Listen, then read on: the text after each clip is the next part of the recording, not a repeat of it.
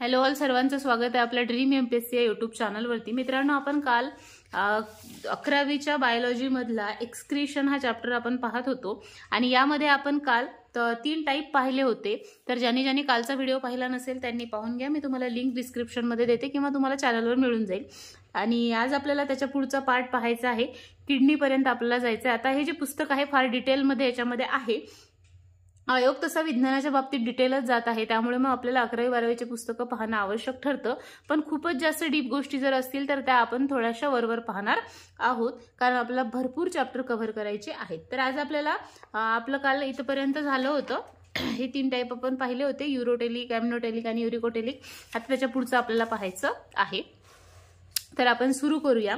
तत्पूर्वी आपला एक पेड व्हॉट्सअप ग्रुप आहे मित्रांनो, आणि तुम्हाला जर का जॉईन व्हायचं असेल तर स्क्रीनवरती तुम्हाला डिटेल्स दिसत आहेत, ज्यामध्ये तुम्हाला डेलीचे टार्गेट्स, काही महत्त्वाच्या अशा नोट्स, ऑडिओ नोट्स, त्याचसोबत काही टेस्ट सिरीज सुद्धा तुमच्याकडून सोडवून घेतल्या जातील. आयोगाचे पेपर्स सुद्धा सोडवून घेतले जातील आणि तुम्हाला काही तिथे माहिती लागली तर ती सुद्धा पुरवली जाईल. सो तुम्हाला आपल्या या ग्रुपमध्ये जर जॉईन व्हायचं असेल तर स्क्रीनवरती दिसत असलेल्या कुठल्याही 2 क्रमांकावरती तुम्ही संपर्क करून जॉईन होऊ शकता.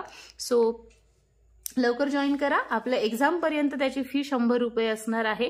डेट अजून डिक्लेअर झालेली नाहीये, त्यामुळे आपली एक्झाम कधी होईल ते तुम्हाला कन्फर्म मी सांगू शकत नाही. त्यामुळे आपण आयोगाचं नोटिफिकेशन येईपर्यंत हा ग्रुप जो आहे, म्हणजे आपले एक्झाम होईपर्यंत हा ग्रुप जो आहे तो सुरू ठेवणार आहोत. आता पहा, आपण काल 3 टाईप पाहिले होते, तर आज आपल्याला यायचं आहे पहा इकडे. तर हे आपण पाहिलं होतं आणि तुम्ही काल जे काही एक्सक्रिटरी पदार्थ आहेत त्यामध्ये एक शब्द वाचला असेल, क्रिटेनाइन. ओके, त्याच्याच बद्दल आता आपल्याला पाहायचं आहे, क्रिटेनाइन बद्दल. तर पहा, हे जे काही क्रिटेनाइन आहे पहा, plasma creatinine is produce from catabolism of creatinine phosphate during skeletal muscle contraction. आपल्या बॉडीमध्ये तो तयार होतो मसल कॉन्ट्रॅक्शनच्या वेळेस, असं लक्षात घ्या. It provides ready source of high energy phosphate. कशाचा सोर्स आहे तो? हाय एनर्जी फॉस्फेटचा तो सोर्स आहे. Normally blood creatinine level remain steady because the rate of production in matches its excretion in urine. म्हणजे जेवढं क्रिटेनाइन प्रोड्यूस होतं तेवढंच क्रिटेनाइन या आपल्या युरिनच्या मार्फत शरीराच्या बाहेर टाकलं जातं. त्यामुळे त्याची जी लेवल आहे ती कॉन्स्टंट राहते आपल्या शरीरामध्ये. ओके, आणि मग आता जेव्हा पहा, मग hence level above normal is an indication of poor renal function.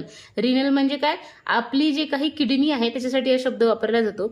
म्हणजे आपल्या बॉडीमध्ये जी काही क्रिटेनाइनची लेवल आहे ती जर नॉर्मल पेक्षा जास्त असेल म्हणजेच आपली जी किडनी आहे ती अक्षम आहे किंवा ती पुअर आहे, कमकुवत आहे, असं तिथं मानलं जातं. म्हणजे मग आता आपल्या किडनीचं फंक्शन पुअर आहे की नाही हे कशावर डिपेंड करतं?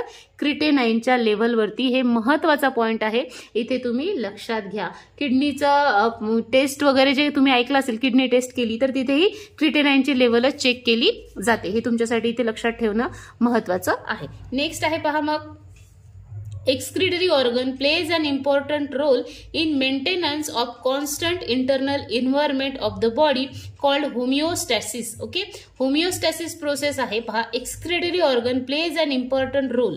आपले जे काही उत्सर्जन अवयव असतात ते महत्वाचा रोल करतात इन कशामध्ये? Maintenance of constant internal environment of the body.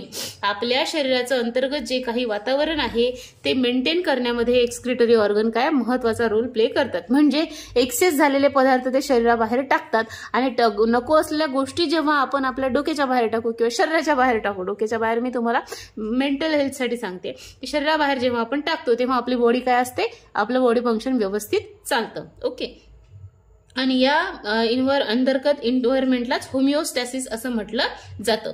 It requires osmoregulation. यासाठी मग काय करावं लागतं? ऑस्मोरेग्युलेशन म्हणजे सरळ एक्सक्रिशनच करावं लागतं, असं लक्षात घ्या. It is the process of controlling solute concentration and water balance. आपल्या बॉडीमधला वॉटर बॅलन्स आहे किंवा सोल्यूटचं जे काही कॉन्सन्ट्रेशन आहे हे कंट्रोल करण्याची ही काय आहे? एक प्रोसेस आहे. It can be rightly sed that composition of blood and internal environment is determined by not by what mouth inject but by what excretory organ retain. आणि म्हणूनच म्हटलं जातं की आपण काय खातो याच्यावरती आपल्या बॉडीची हेल्थ डिपेंड नाही करत, तर आपले एक्सक्रेटरी ऑर्गन काय बाहेर टाकतात याच्यावरती आपली जी काही इंटरनल हेल्थ आहे ती डिपेंड करते. म्हणजेच खाणं महत्वाचं नाही आहे, तर वेस्ट प्रॉडक्ट आपल्या शरीराच्या आवश्यक नाही. बरं, वेस्ट प्रॉडक्ट आपल्या शरीराच्या बाहेर टाकणं काय आहे, आवश्यक आहे. ओके, सो हे खूप महत्वाचं आहे, इथे हे वाक्य लक्षात घ्या. Okay, yes.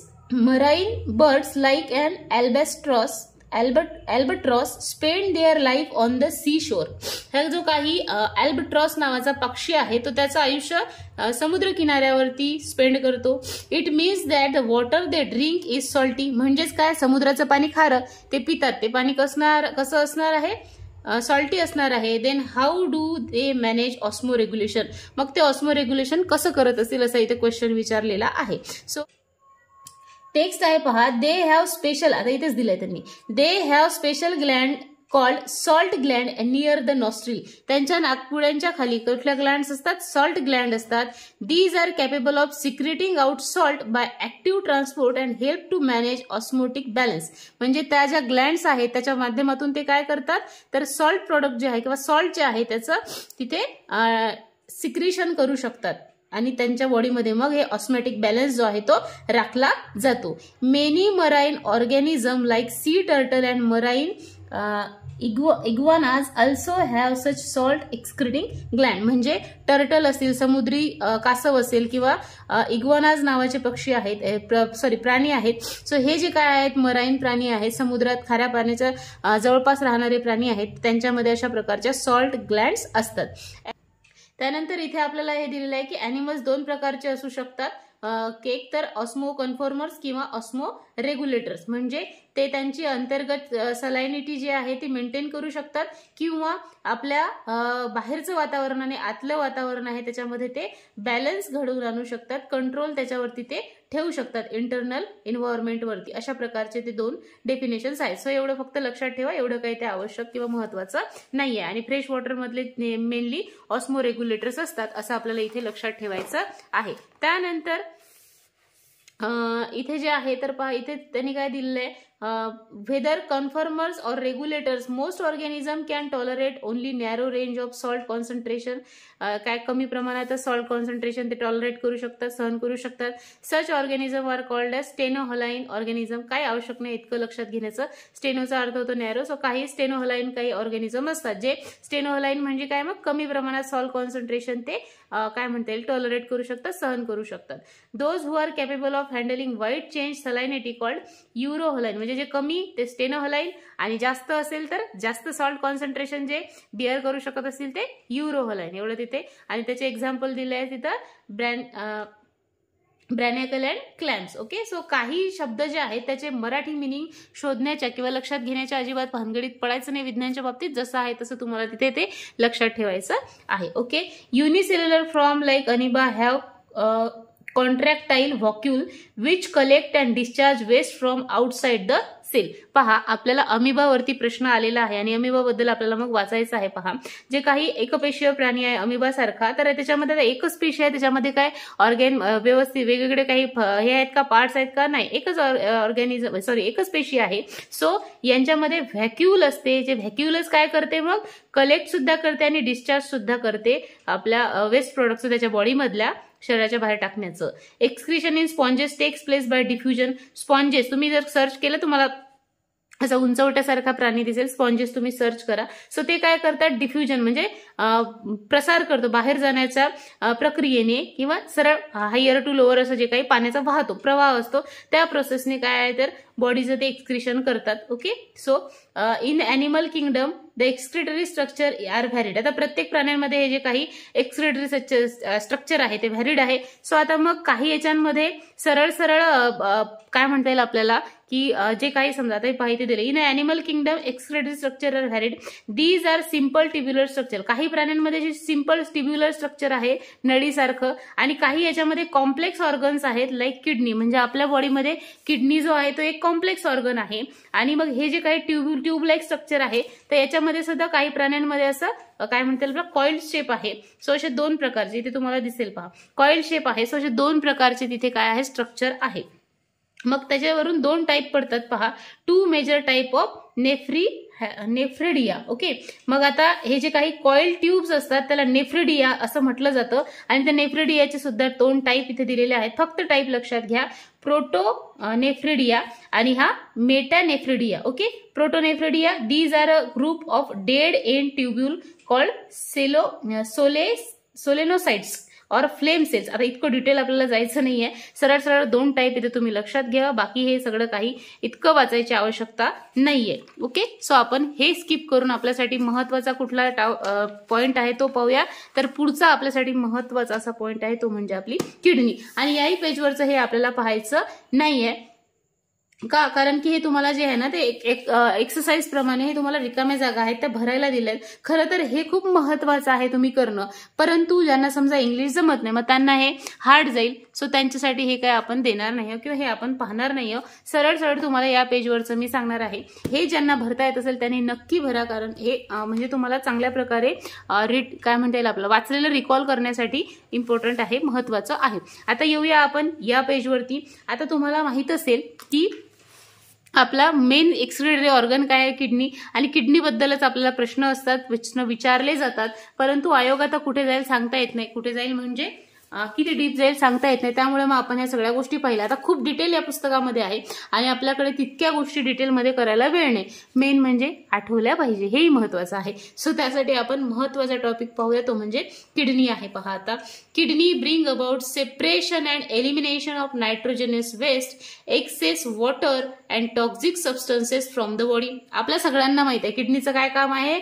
जे काही वेस्ट प्रोडक्ट आहेत, नायट्रोजनस वेस्ट प्रोडक्ट आहे, वॉटर असेल किंवा काही आणखी जे काही पदार्थ असतील आपल्या शरीरासाठी विषारी असे, ते शरीराच्या बाहेर टाकण्याचं काम करतं. They maintain homeostasis by way of their role in osmoregulation and regulation of pH in the body. काहीच लक्षात ठेवू नका. They produce calcitriol and renin. Erythropoietin secreted by kidney is essential for production of RBC. महत्वाचा आहे, आपल्या किडनीच्या मार्फत जो काही एरिथ्रोपोएटिन आहे हा सिक्रेट होतो. आणि या एरिथ्रोपोएटिन जो आहे तो कशासाठी आवश्यक आहे, प्रोडक्शन ऑफ आरबीसी. म्हणजे आरबीसीच्या प्रोडक्शनसाठी महत्वाचा काय आहे, एरिथ्रो. दिसतंय का? Yes, erythro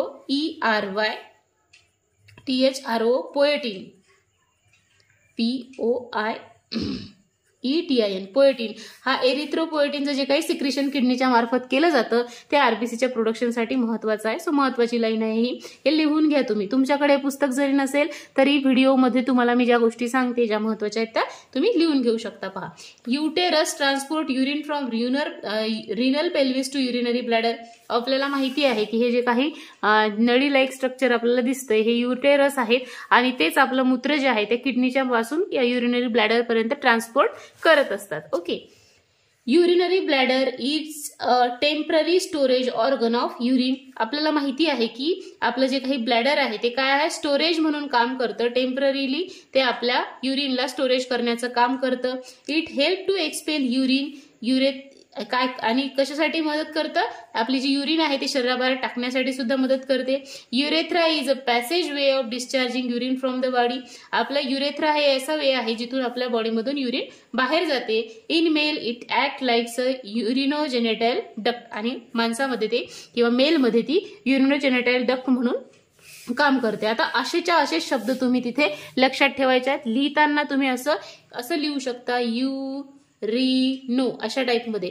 genital, okay, genital असंच लिहायचं. युरिनोजेनेटिल आणि डक्टसाठी डक्ट. असं म्हणून काम करतं. आणि जेव्हा तुम्ही रिपीटेडली ह्या गोष्टी रिवाइज कराल तेव्हाच तुम्हाला या गोष्टी आठवतील. वन रिडिंगमध्ये वन टाइम तुम्हाला या गोष्टी आठवणार नाहीत. मग सगळं आपल्याला या पॅरेग्राफमधून काय महत्त्वाचं सापडलं की युरिथ्रोपोएटिन जो आहे तो किडनीच्या मार्फत सिक्रेट केला जातो आणि तो आरबीसीच्या प्रोडक्शनमध्ये महत्त्वाचा असतो. आपलं urinary bladder temporarily urine store करतं आणि मग ते बाहेर टाकण्यासाठी सुद्धा मदत करतं. युरेथ्रा काय आहे? पॅसेज आहे जिथून आपल्या बॉडीमधून युरिन बाहेर जाते. ओके, मग आता तिथे हे सगळं काही या प्रोसेसमध्ये सांगितलं आहे. मिक्सचरेशन प्रोसेस बद्दल सांगितलेलं आहे की काय आहे ही प्रोसेस म्हणजे काय? एक्सपेलिंग आउट द युरिन बाहेर टाकणे म्हणजे मिक्सचरेशन. ओके, आपल्या युरिनरी ब्लॅडरची कॅपॅसिटी किती आहे? तर 700 ml युरिन जे आहे ती आपली बॉडी स्टोअर करू शकते. Average capacity of urinary bladder to store urine is 700 ml. It's a important point. हे लक्षात घ्या. ओके, अँड देन खाली दिलेलं काहीही आपल्याला इथे लक्षात ठेवायचं नाहीये. सरळ सरळ सांगते काय होते. आपलं जेव्हा ब्लॅडर फुल व्हायला येतं तेव्हा आपल्या स्पायनल कॉर्डला इम्पल्सेस जातात, तिथून मग ते ब्रेनला जातात आणि ब्रेन आपल्याला तिथे मजबूर करतो असं आपण म्हणू शकतो की युरिन आता बाहेर टाका. आपल्या युरिनरी ब्लॅडरची कॅपॅसिटी तिथे खतम झालेली आहे, संपत आलेली आहे आणि मग आपण आपल्या बॉडीमधून युरिन बाहेर टाकतो. बस इतकी ही प्रोसेस आहे. बाकी याच्यामधलं काहीही लक्षात ठेवू नका. फक्त कॅपॅसिटी 700 ml असते, हे आपल्यासाठी महत्वाचं आहे. ओके, नेक्स्ट आहे पहा आता मग each kidney is covered bye 3 layer. महत्वाचं आहे. 3 लेअर असतात किडनीला. आउटर मोस्ट रिनल फेसिया, बाहेरची जी लेअर असते तिला रिनल फेसिया म्हटलं जातं. फेस बाहेर असतो, फेसिया लक्षात ठेवा. Made up of thin layer of fibrous connective tissue. कशाची बनलेली असते? फायबर. आपलं बाहेरचं दार फायबरचं असतं असं लक्षात ठेवा. सो किडनीचं बाहेरचं आउटर मोस्ट फायबरची असते आणि तिला रिनल फेसिया, फेस करते बाहेर म्हणून फेसिया. रिनल म्हणजे किडनी, हे तर आता आपल्याला पाठ झालं असेल. ओके, सो त्याचं असते it anchors kidney to abdominal wall as well as. काही आवश्यक नाही. Middle layer is a mass of fatty tissue called adipose capsule. Okay, जी काही मधली लेअर असते ती ॲडिपोज कॅप्सूल नावाच्या टिश्यू, फॅटी टिश्यूपासून बनलेली असते. कशापासून संरक्षण करते? Protect kidney by shock absorption. मधातलं जे काही व्यक्ती आहे किंवा मधातली जी काही गोष्ट आहे ती कशाचं काम करत असते? शॉक ऍब्झॉर्ब करायचं. शॉक ऍब्झॉर्प्शन सारखं ती काम करते. सो हे इथे लक्षात ठेवा. मिडल लेअर फॅटी टिश्यू पासून बनलेली असते, ॲडिपोज कॅप्सूल म्हटलं जातं आणि ती काय करते? किडनीचं शॉक पासून प्रोटेक्शन करते. Outer most layer renal capsule is smooth transparent inner most layer, आणि जी काही सगळ्यात आतली लेअर असते तिला म्हटलं जातं renal capsule is a smooth transparent fibrous membrane that is continuous with outer layer of uterus. Okay, आणि ही जी काही आतमधली लेअर असते ती अतिशय ट्रान्सपरंट अशा फायब्रस मेम्ब्रेननी बनलेली असते किंवा एक फायब्रस मेम्ब्रेन आहे that is continuous with outer layer of uterus. Outer layer of uterus सोबत ती काय करते? कंटिन्यू होते. आतमधली ट्रान्सपरंट असा फायबरचा पडदा असतो असं लक्षात घ्या. फायब्रस असं आहे ते, आणि इकडे फायबर आहे. फायब्रस कनेक्टिव्ह टिश्यू आहे, म्हणजे आतमध्ये पण आहे आणि बाहेर सुद्धा आहे. सो आतमधली कशी आहे? ट्रान्सपरंट आहे. सो सरळ सरळ 3 लेअर असतात असं लक्षात ठेवा. बाहेरची जी असते तिला म्हटलं जातं रिनल फेसिया, त्यानंतर आतमधली जी असते तिला म्हटलं जातं ॲडिपोज कॅप्सूल, आणि जी आतमधली सगळ्यात आतमधली असते इनर मोस्ट तिला म्हटलं जातं रिनल कॅप्सूल. असं तुम्ही इथे लक्षात ठेवायचं आहे. ओके, सो 3 लेअर असतात. बस इतकं लक्षात ठेवा. बाकी काही एवढं महत्वाचं खाली पाहूया आपण काय आहे. तर इथलं yes, it act as a barrier against spread of infection in kidney. Yes, हे महत्वाचं आहे की ही जी थर्ड लेअर आहे ना आतमधली इनर मोस्ट, तर ती कशासारखं काम करते? बॅरियर म्हणून काम करते. आपल्या किडनीला कुठलंही इन्फेक्शन होऊ नये म्हणून outermost layer innermost layer जी आहे ती काम करत असते. Histologically kidney is divisible into, काही आवश्यक नाहीये. ओके, कॉर्टेक्स कंटेन, काहीच आवश्यक नाहीये. Medulla is the inner region of kidney. Yes, हे महत्वाचं आहे. Medulla is the inner region of kidney with pale red colour and striated appearance. Okay, आपल्या किडनी मधला मेडुला जो आहे तो काय आहे? तर महत्वाचा असा पार्ट आहे जो काय करतो? Medulla is inner region. Okay, medulla mainly consist of loop of Henle and collective. हा जो काही मेडुला आहे आपल्या मधला किंवा आपल्या मधला कशाने बनलेला असतो? Loop of Henle. पुढे दाखवते मी. अँड कलेक्टिंग डक्ट, सिटी, त्याला शॉर्टकट मध्ये सिटी असं म्हटलं जातं. कलेक्टिंग डक्टने बनलेला असतो. All these are arrange in a conical manner to form renal pyramid. आणि हे सगळे जे आहेत ते असे कोनिकल मॅनरनी अरेंज केलेले असतात, त्याला मग रिनल पिरॅमिड असं म्हटलं जातं. Cortex extend into medulla between pyramid as column. हा जो काही कॉर्टेक्स आहे हे पण तुम्हाला इथे दिसते असतील, कॅलेक्स आहे. हे जे काही रिनल कॉर्टेक्स आहे हे कॉर्टेक्स काय म्हणून काम करतात, extend into medulla between pyramid as column of Bertini or renal column. Renal column आणि बेरिटिनी हे जे काही बेरिटिनी म्हणून आहे यांच्यामधला तो काय करतो, कॉलम सारखा तिथे काम करतो किंवा तिथे मध्ये त्याला काय म्हणता येईल आपल्याला हेल्प करतो, त्याला मध्ये डिस्टिंग्विश करण्यासाठी. Narrow tip of the pyramid is called renal papilla. आणि हे जे काही पिरॅमिडचं टोक असतं हे असं इथलं नॅरो टीप असतं, तर त्याला काय म्हटलं जातं, रिनल पॅपिलिया ऑफ पिरॅमिड असं म्हटलं जातं. खूप डिटेल आहे, इतकं काही आवश्यक नाहीये, सरळ सरळ ते आतमध्ये असते एवढं तिथे लक्षात ठेवा. आता आपण मेन पार्टकडे येऊया जो आपल्यासाठी खूप महत्वाचा आहे. त्यानंतर याच्यामधलं सुद्धा हे एवढं आपल्यासाठी महत्वाचं आहे की there are about 8 to 18 renal pyramid. आपल्या किडनीमध्ये 8 ते 18 रिनल पिरॅमिड्स असतात. रिनल पॅपिलिया ओपन्स इनटू काहीच आवश्यकता नाही आहे, इतकं काय डिटेल आपल्याला जायचं नाही. सरळ सरळ आता इथे या तुम्ही नेक्स्ट पॅरेग्राफ वरती, तो आहे नेफ्रॉन. नेफ्रॉन वरती तर पहा, नेफ्रॉन खूप महत्वाचा आहे आपल्यासाठी आणि याच्यावर बरेचसे प्रश्न आलेले आहेत. Nephron are structural and functional unit of kidney. Important line आहे, खूप महत्वाची अशी की नेफ्रॉन काय असतात, आपल्या किडनीचं स्ट्रक्चरल आणि फंक्शनल असं युनिट आहे. आणि महत्वाचं जे काही युरिन गाळण्याचं काम आहे ते याच नेफ्रॉनच्या माध्यमातून होत असतं. Each nephron consist of about 4 to 6 centimetre long thin walled tube called renal tubule and is closely associated with a bunch of capillaries called glomerulus. Okay, आपली जी काही हे जे काही नेफ्रॉन आहेत ते 4 ते 6 सेंटीमीटर लॉंग अशा थिन वॉल्ड ट्यूबने काय असतात, जोडलेले असतात.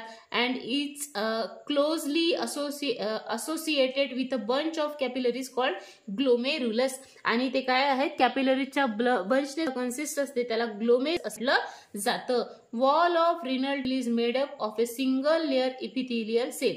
सिंगल लेअर इपिथेलियल सेलने त्या वॉल असतात बनलेल्या. Its proximal end is cup like called Bowman's capsule. आता हे जे काही तुम्हाला इथे कप सारखं स्ट्रक्चर दिसतंय याला बाउमन्स कॅप्सूल म्हटलं जातं, एवढं लक्षात ठेवा. The Bowman's capsule lead into a neck proximal related tubule PCT, loop of Henle LOH, distal convoluted tubule DCT and collecting tubule CT. मी तुम्हाला आधी जे सांगितलं. आता मी तुम्हाला याची दुसरी डायग्राम दाखवते. पहा, आपलं हे जे काही हे आहे ना ग्लोमेरुलस किंवा हे जे काही नेफ्रॉन आहे त्याचं स्ट्रक्चर असं इझिली काढलेलं आहे. पहा, हे त्याचं बाउमन्स कॅप्सूल आहे. त्यानंतर हे आहे इथे कॅपिलरीज असतात ब्लडच्या, ते गाळणीसारखं काम करतात. चहा जसा गाळला जातो तसं त्याला म्हटलं जातं ग्लोमेरुलस. हे जिथे एंटर करतं त्या एंट्रीला म्हटलं जातं ॲफिरंट आर्टेरिओल आणि इकडे जे बाहेर निघतं त्याला म्हटलं जातं इफरंट आर्टेरिओल. त्यानंतर हे ट्यूब लाईक स्ट्रक्चर आहे. आता इथे जे इथे यू सारखं खाली छोटंसं आहे ना, याला म्हटलं जातं हेनलेज लूप किंवा लूप ऑफ हेनले असं इथे म्हटलं जातं. त्यानंतर इकडे जो पार्ट आहे त्याला म्हटलं जातं PCT, प्रॉक्सिमल कॉन्युलेटेड ट्यूब्यूल. आणि इकडचा जो काही पार्ट आहे त्याला म्हटलं जातं DCT, डिस्टल कॉन्युलेटेड ट्यूब्यूल. आणि मग इकडे जाऊन हे इथे जे कनेक्ट होतं या उभ्याला, आणि इथे या उभ्याला अनेक नेफ्रॉन्स कनेक्ट होतात, त्याला म्हटलं जातं CT, कॉन्व्युलेटेड ट्यूब्यूल असं म्हटलं जातं. सॉरी, त्याला सिटीला काय म्हटलं जातं, कलेक्टिंग ट्यूब्यूल. कॉन्व्युलेटेड ने ट्यूब्यूल असं. तिथेच मग ते युरिन जे आहे ते मध्ये कनेक्ट केले. अशा प्रकारे हे नेमचं स्ट्रक्चर आहे. आणि ही काही किडनी आहे, तर एका किडनीत 10 मिलियन एवढे नेफ्रॉन्स असू शकतात. ओके, किती असतात तर 10 मिलियन इतके नेफ्रॉन्स असतात. आणि आपली जी काही किडनी आहे, आता ही किडनी बद्दलच आपल्याला पुढे डिटेलमध्ये पाहायचं आहे. सो इतक्या आपल्याला इथे नेफ्रॉन बद्दलची माहिती इथे मिळते. आणि येस, बाउमन्स कॅप्सूल इतकंच इथे महत्वाचं आहे. Each Malpighian body is about 200 diameter and consist of Bowman capsule and glomerulus. काय आवश्यकता नाही आहे, इतकंच फक्त आपल्याला इथे लक्षात ठेवायचं आहे की इतक्या सगळ्या गोष्टी या नेफ्रॉन मध्ये असतात. आता मग ही जी काही नेफ्रॉन आहे, तर या नेफ्रॉनचं काम काय काय असतं की जे काही रक्त आहे ते इथं गाळलं, रक्तामधले जे टाकाऊ पदार्थ आहे इथे आतमध्ये सोडले जातात आणि जे काही आहे की टाकाऊ नाहीये ते मात्र पाठवलं जातं शरीरात. ओके. आणि यामध्ये सुद्धा मग आता गाळ पूर्ण गाळतं का, कधीतरी कचऱ्यात चहात कचरा असं जाऊ शकतं, चहा कचरा म्हणजे चहापत्ती, सो असं होऊ शकतं. सो ते मग परत कुठेतरी परत त्या नेफ्रॉन आहे तिथे वापस घेतलं जातं. तर ते सुद्धा आपल्याला डिटेलमध्ये. तर ते हे जे काही तुम्हाला इथे ही जी काही ग्रीन मध्ये लाईन दिसते ना, जी काही ग्रीन आहे त्याला व्हॅसा रेक्टा म्हटलं जातं. तर तिथे सुद्धा परत त्याच्यामधले राहिलेले जे काही घटक आहेत त्यांचं मग तिथे आदान प्रदान होत असतं. सो नेफ्रॉन बद्दल थोडक्यात आपल्याला इतकी माहिती पाहायची आहे. बाकीचं आपण पुढच्या व्हिडिओमध्ये पाहू. व्हिडिओ फारच मोठा होतोय आणि हे जे काही मग 3 पार्ट आहेत, मग हे जे काही ग्लोमेरुलस आहे किंवा बाउमन्स कॅप्सूल आहे, त्यानंतर हे पीसीटी आहे, लूप ऑफ हेनले आहे किंवा डीसीटी आहे, याच्याबद्दल डिटेल अशी आपल्याला माहिती या पुस्तकामध्ये दिली आहे जी आपल्यासाठी महत्त्वाची आहे. तर ते आपण उद्याच्या व्हिडिओमध्ये पाहू. हा व्हिडिओ न पाहिला त्याबद्दल खूप खूप धन्यवाद. भेटूया पुढच्या व्हिडिओमध्ये. चॅनलवरती नवीन असाल तर नक्की सबस्क्राईब करा आणि बेल आयकॉन प्रेस करा. Thank you so much for watching. भेटूया पुढच्या व्हिडिओत.